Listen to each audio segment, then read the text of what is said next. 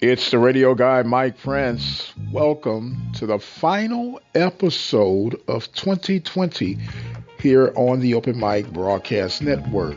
Of course, we try to come to you each and every day with the daily news that you could use. Today would be no exception to the rule. I'd like to invite you guys to join us through our social media platform by way of Twitter at The Mike Prince Show. The YouTube channel is Open Mic Broadcast Network. Our website, obnradio.com, and the 24-hour dial-in message line, 713-570-6736. And without any further delay, we will jump right into today's episode.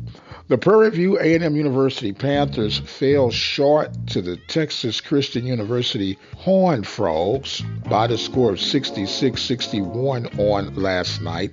Very strong performance by the Panthers, being that it was a fill-in game for Texas Southern, who could not make the call. Prairie View coming up short, but making strong statements toward the season opener this weekend between Alcorn and Southern. The Panthers will make their way on the road for the Mississippi-Louisiana swing trip, both men and women's basketball programs. That is, if COVID behaves itself.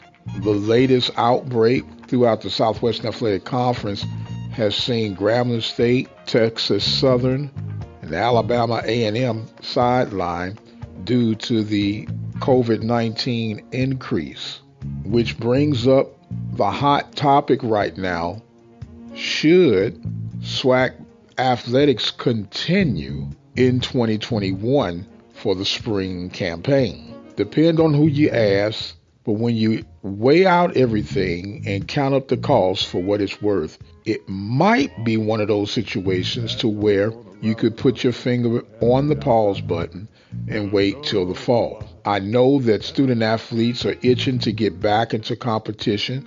I know that administrators and coaches are itching to get back into competition. But with the way everything is moving forward right now, I would still rather be safe than sorry. The numbers are just jumping off the charts right now, and it appears that just as there are vaccines available, coronavirus has turned up the heat. Bowl games are moving forward with caution toward the wind. Don't know about you, but the bowl games this season have not struck my curiosity as in times past. Maybe it's just the overwhelming factor of the COVID virus. Maybe it's just the matchups of the games. Maybe it's just a combination of them all. Can't really tell just yet, but it has been a very unique 2020. As we stated a couple of days ago, although 2020 has been extremely intense, challenging, and in some cases overwhelming, we still have a lot to be thankful for. We still have a lot to look forward to. The question is, what can we individually do to make our overall circumstances that much better? Individually and collectively, we all could improve. How we make those improvements will be determined up to the individuals. But one thing is for certain: change is inevitable. And without change, we can't make improvements. Without improvements, we become stagnant. And by becoming stagnant, we will soon be non-existing. Which brings us to the point of recognizing that respect is a two-way street.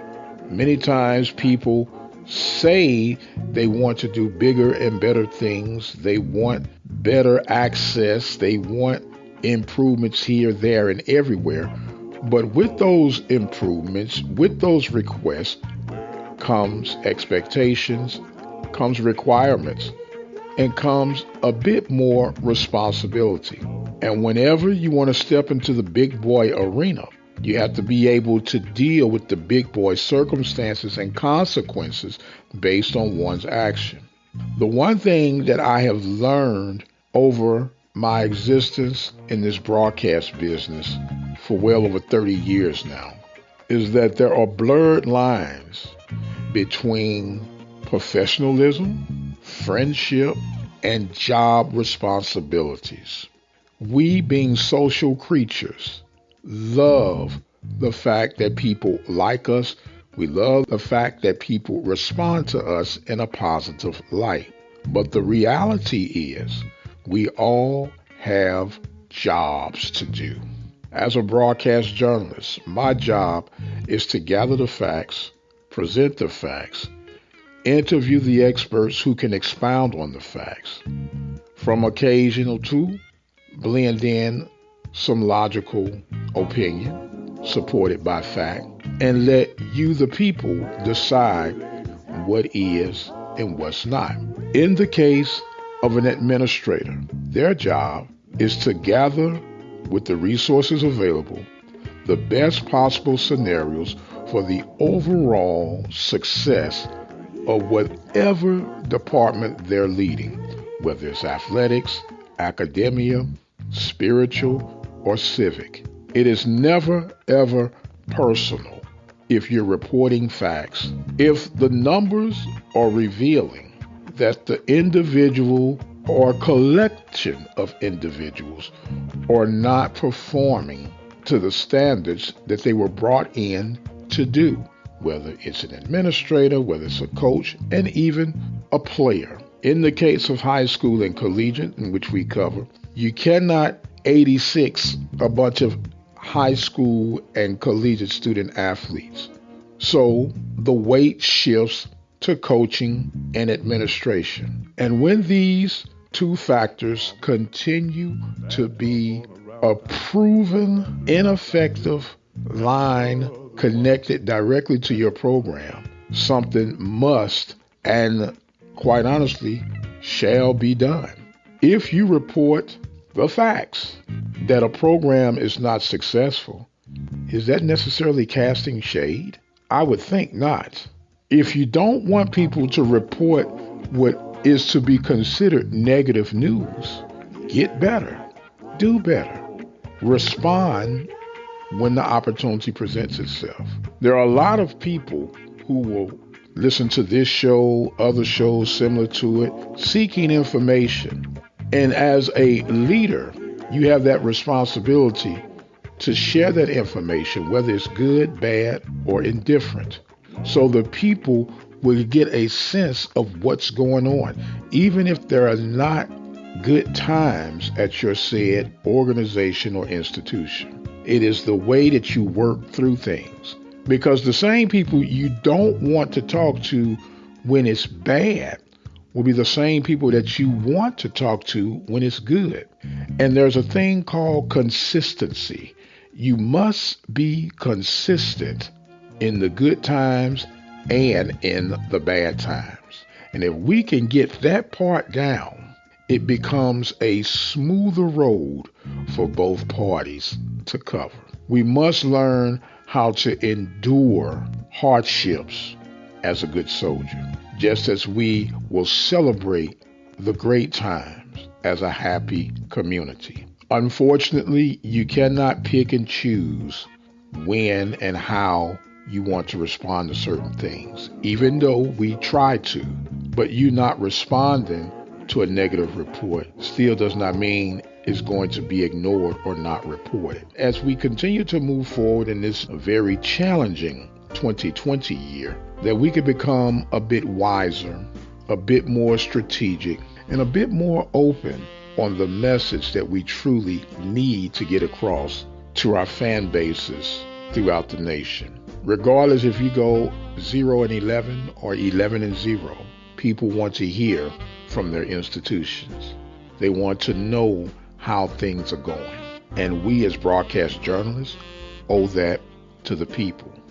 You as leaders in administrative roles, coaches roles, you owe that to the community. Even if you agree to disagree with the person or individuals that are asking you for the story, you would hope that one could be professional enough, mature enough to do your job as efficient as possible and move on to the next page. Time will tell if we will receive the message and grow from the message. 2020 can't get over with fast enough. 2021 will still have some challenges and new adventures, but we here at the Open Mic Broadcast Network are ready and willing. We want to thank you guys so much for a very fantastic, engaging, yet challenging 2020, and we look forward to the new adventures and horizons of 2021. We thank every contributor to this network, every sponsor, underwriter, and donor that help keep the open mic train moving forward. I am going to exit stage left for the final time in 2020.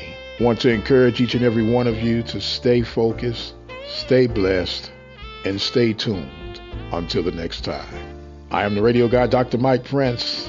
We'll see you on the other side.